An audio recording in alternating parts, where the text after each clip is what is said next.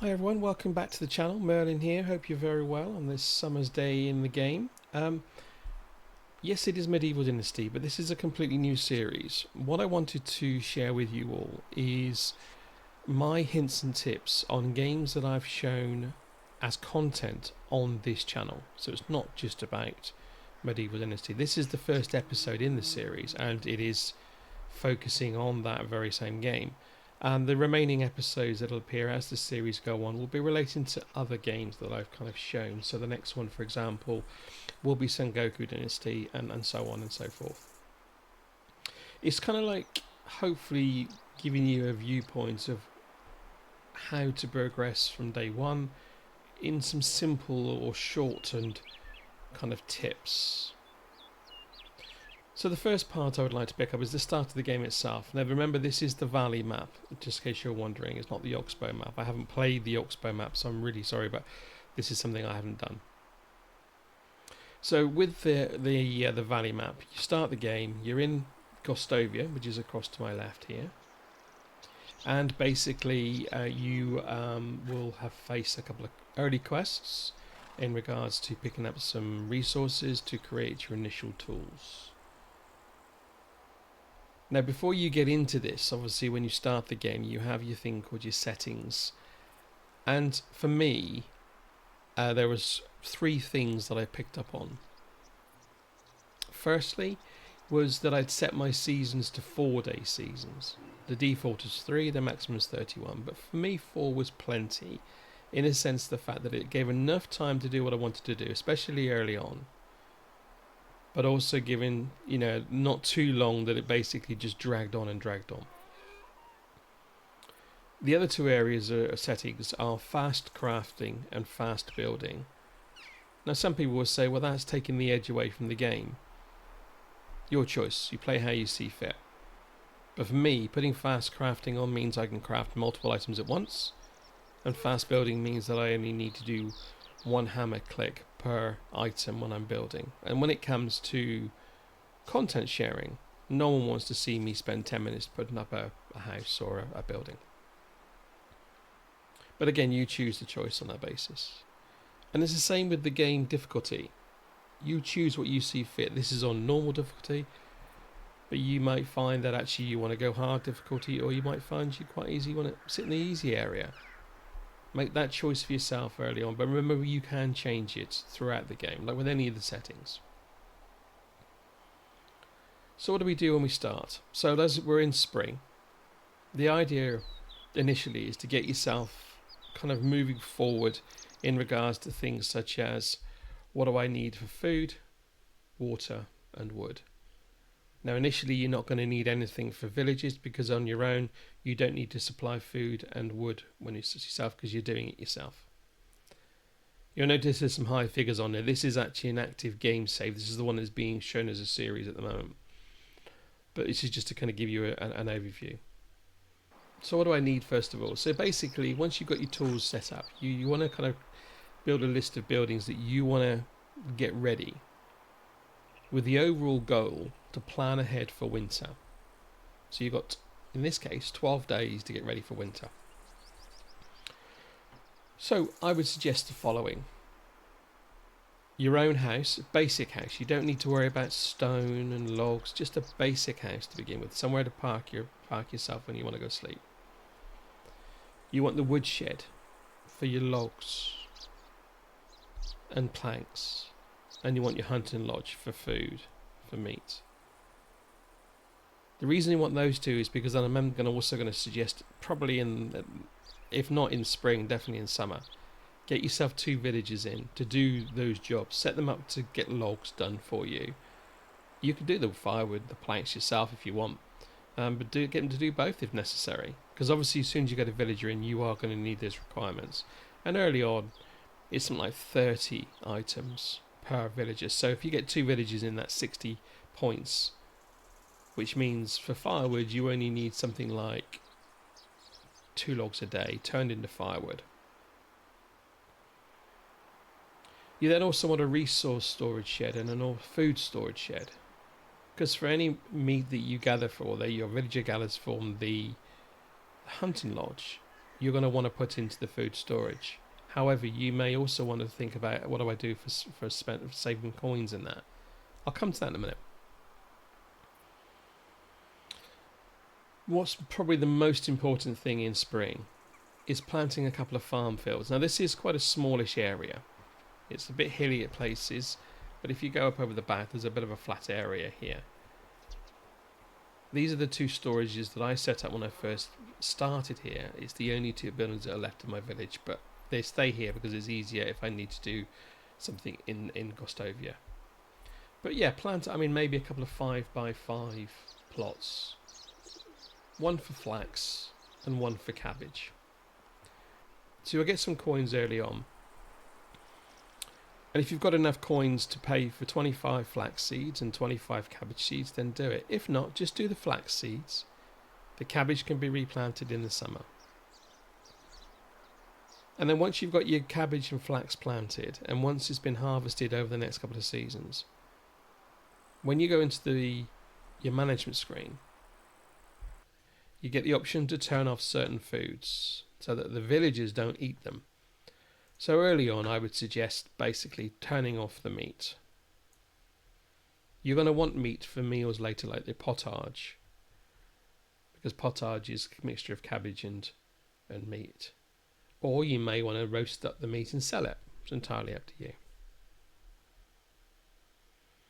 The final two things that I would suggest getting buildings-wise is barn, so that you can thresh out the flax once it's harvested, because that turns into stalks, and then in turn with the barn gives you that flax seed again for the next year's crops plantation. And then finally, obviously, a sowing hut, if the points allow you to get to that point. And just check again with the technology points. So with the sowing huts, you need, if I go into here, I think it's the last one. So you need 100 points. It doesn't take long to get 100 points. Once you've crafted up a load of stuff, you get a sewing hut. And you can see in the sewing hut, you can get your linen thread and your fabric. Because to make some early money, you're going to want to unlock the linen shirt. Unlock the linen shirt requires thread and fabric. The sewing hut turns thread into fabric. So you get your flax stalks, turn them into thread, turn some into fabric, make some linen shirts. That's your coinage early on. So the next section would be, well, where do I sell all this? So in the valley map, there are 10 villages. 4 at the top. Gostovia, where we're sitting at the moment. Borowo, just across the water. Danica, Lasnica, and 2 right far away. Now, early on, you're not going to be able to to run right across the countryside, let alone avoid any animals that are running around. So once you've made up your clothing, I would suggest to stick local. So there's 4 vendors in Gostovia and 2 in Borowo, just to get the ball rolling.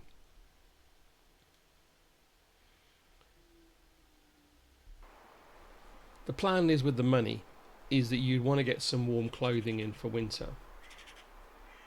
Now there is a clothing vendor over in Branica, so again it might be what you do is you head over to Branica to maybe sell some items that you've already got and buy some for the winter. You also remember that when you kind of travelling during the day and you're running from one location to another, all you need is a handful of sticks to make a campfire and you can sleep anywhere as long as there's no animals nearby. So remember that if you're between Baranica and Branica, which is obviously north of the map. The last kind of section I would say to begin with in this area is your questing. There are 3 types of quests. There are the chapter quest, which is the one that goes on throughout. There are story quests, so there's the Unigost quest, who's the castellan of this town. You've got Sambor, who's a trader somewhere in the distance over there, and you've got Alwyn, who's also a resident of Gostovia. And then you've got NPC quests, so just general villager quests. Concentrate on the chapter quests early on, because they will give you not only your reputation, but also increase your build limit so you can start building more and more properties. Because to begin with, you'll only have the availability to build 5 buildings. So I've mentioned probably something like 10 to begin with. So you want to get an early chapter quest out of the way as well. So those are the first 3 sections. Now what I'm going to do is I'm going to move over to my current location for the next part. Okay, so I've moved locations for this next section of advice, if you want to take it as advice or hints. This location is where I decided to move after the first year. So I got through my winter, got my clothing, got through my winter, and I decided to move to an area that I felt was beneficial. So for the purposes of what you can see here, this is south of Tutki. So if I bring the map up, it's south of Tutki, north of Denica, and then Rolnik goes across to the west. You can see why I sort of chose it, because it's got a natural river divide. There's a couple of bridges already in place, and I just felt it was beneficial for what I needed.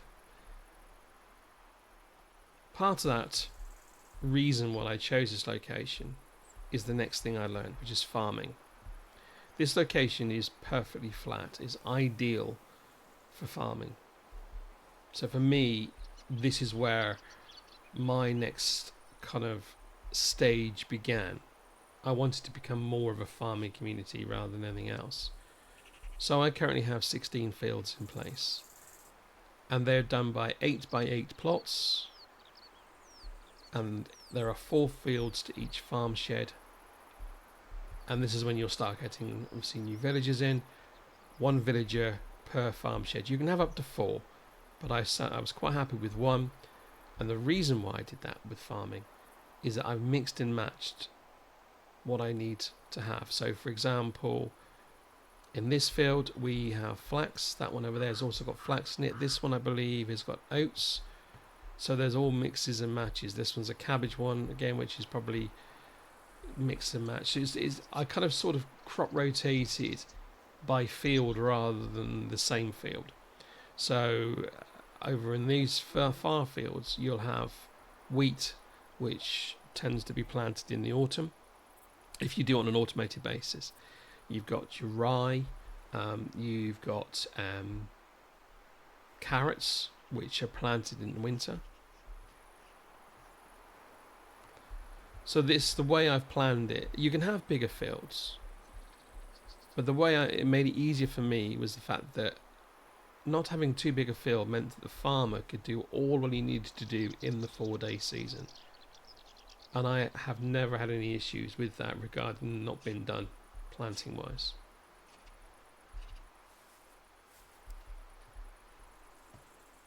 So I'm going to move on to types of buildings. We've already mentioned the woodshed, the hunting lodge, resource sheds and so forth. So as you get more and more villages, you're going to want to do less of the production yourself and more kind of sort of managing it.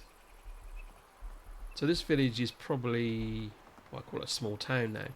It's probably about 80% or 85% automated now. So what did I learn from this? So placement is key for me. So this is the resource shed, this is a food shed. So the food shed is right next to the kitchen. Perfect for what I wanted it to be. And also fairly close to the smithy, so I could move heavy stuff across. So like the copper ore, etc. Your sewing hut down the end here again is close to another resource shed, and I've got 2 barns that flank this resource shed. So one's fully manned and one I use for myself. So again, not far to move things like your wheat, your oats, your rye and your flax to go straight to the barn. It's fairly close to other buildings as well, so it's literally within 50 metres you've got all the other buildings. So for example, if you wanted to do some log work yourself, it's not far away. Of course, you choose where you place everything, is entirely up to you. But what I've learned is that if you're doing a lot of production work yourself, you don't want to run around the village from one end to the other.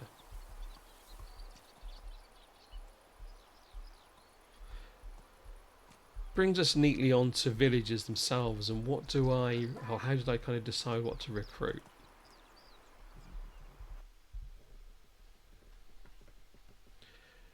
So the whole point of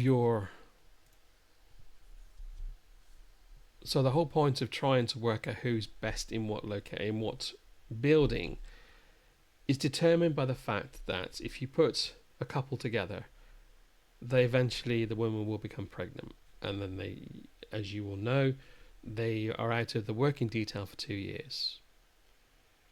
So for me, what I learned, it was better to have a male villager doing the extraction and a male villager doing the farm shed, because that's the most important to me. That was what I found was most important.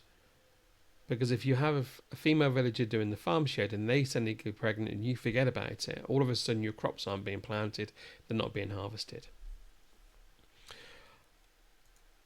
I then put the female villagers into either hunting or the barn or animal husbandry and production, because I felt it was better to manage that way, that if someone was, especially in production, if a lady went pregnant and then left the kind of work detail, potentially I could either then move someone else into it or do it myself. But as time goes on, obviously you bring in more and more villagers to accommodate that. So that's the way I look at it. Now the only exception to the rule is once they've had their baby, is depending on what house that you've given them, is depending whether you could change that thought process. So simple small houses, as you're already aware, have 2 beds. Double bed for the parents, 1 for the child. The simple houses have 3 beds. So for example here you can see that there are 3 families with 2 children in there. So I've learned from my thought process that basically I now, once these ladies come back to work, I can put them on whatever job I want, because they'll never have any more children, because you can't go past 4. But the same also applies with a small house. If you leave them in the small house, they'll never have more than 1 child. So again, that's the kind of thought process.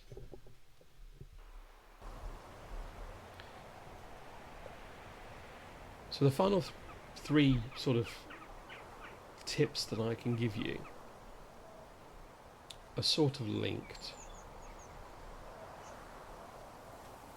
Resource planning is kind of one of the, next to farming, is one of the most important things to consider, because there's no point trying to work out what firewood you need or what crops you need if the villagers don't have the right tools. And if they don't have the right tools because you've run out of logs, for example, or sticks or whatever. So for me, resource planning was a big thing, and in my series you will see that there is a video that's dedicated to how you work what you need. So what I would suggest on that one is just kind of review that. And that is probably one of the biggest things I've learned, is how to manage my village, starting from the base down. So your logs, your stones, your clay, anything else that you need from base resource, and move forward to the production, to farming. I'd also recommend as well, and again I've learned, is that the quicker you get better tools, the easier your automation will be. I mentioned to you that my farming is pretty much fully automated, and that's because they've got better hoes now than they did before. So let me just go into the resource shed and I explain what I mean.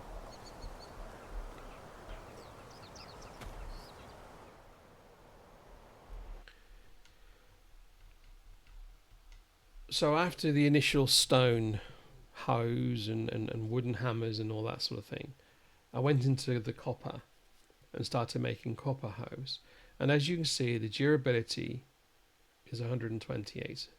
And durability comes about by how they use it. So if someone was to use a copper hoe and they were to hoe out 2 plots of my fields, that's 8 by 8 times 2, which is 128, that's 1 hoe done.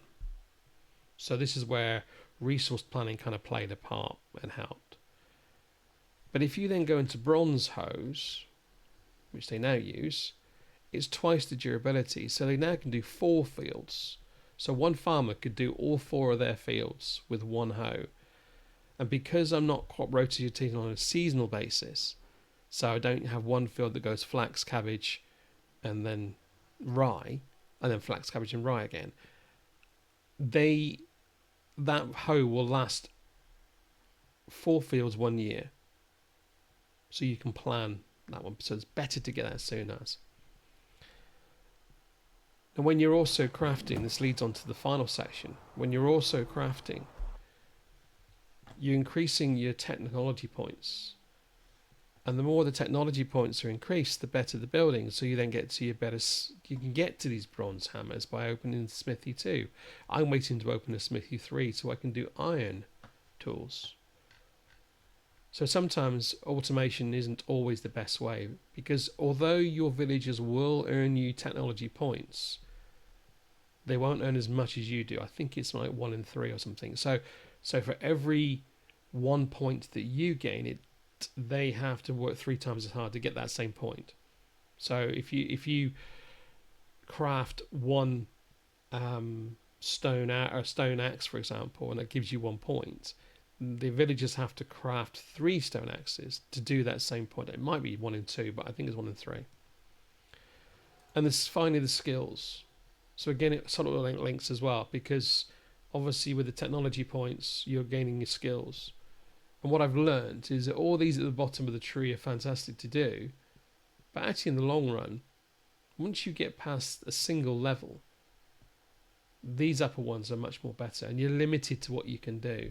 So for example, in production, I'm at a maximum level of 10.